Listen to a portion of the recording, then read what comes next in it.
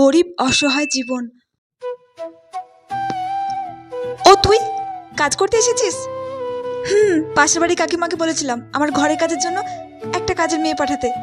তোকে পাঠিয়েছে? তুই ঘরের সব কাজ করতে পারবি তো? আচ্ছা ঠিক আছে, যা কাজে লেগে পড়।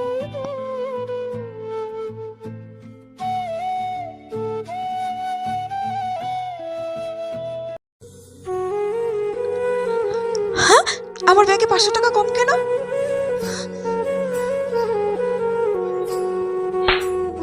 তুই সাহস তো কম না, তুই প্রথম দিন এসে আমার ব্যাগ থেকে 500 টাকা চুরি করেছিস?